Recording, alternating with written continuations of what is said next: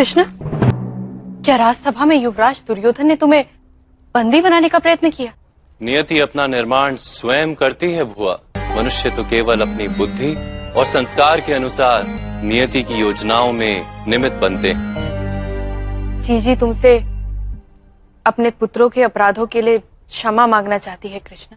प्रणाम महारानी। आपको क्षमा ही मांगनी है तो अपने पुत्रों से मांगिए, जिनको आपने उचित समय पर उचित ज्ञान नहीं दिया। आप जानती थी कि गांधार राजा आपके पुत्रों के हृदय प्रतिशोध और अनुचित महत्वाकांक्षा का विष भर रहे, फिर आपने अपने पुत्रों को उनके पास पलने दिया। अब स्थिति ये है कि दुर्योधन की दुर्बुद्धि सीमा पार कर चुकी। मेरे पुत्रों पर क्रोध मत करो वासुदेव। वो नहीं जानते कि किस शीघ्रता से वो मृत्यु की ओर जा रहे हैं। नहीं महारानी, क्रोध तो उन मनुष्यों पर किया जाता है जिनके पास निर्णय लेने योग्य ज्ञान, किंतु भ्राता दुर्योधन के निर्णय तो उनके अज्ञान से जन्म लेते हैं। उन पर क्या क्रोध कर? मेरे हृदय में उनके लिए केवल दया है और कुछ नहीं। यदि दया है तो युद्ध करने से रोकते क्यों नहीं? कैसे रोका जा सकता है? कोई तो मार्ग होगा कृष्ण। मेरे पुत्रों को आत्मघात से सुरक्षित रखने का कोई तो मार्ग होगा वासुदेव। दुर्योधन को पितामह भीष्म, गुरु द्रोण और कर्ण के सामर्थ्य पर बहुत विश्वास है।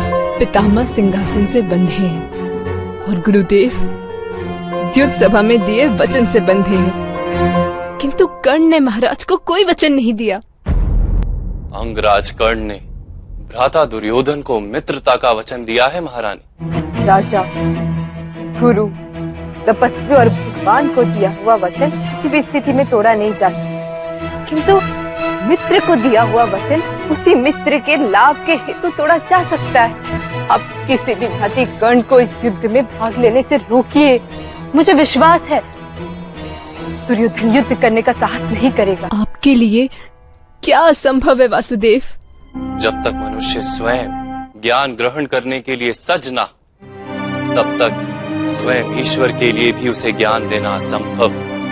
फिर अंगराज की माता यदि प्रयत्न करे तो संभव है कि अंगराज युद्ध में भाग लेने का अपना निर्णय कदाचित बदल ले।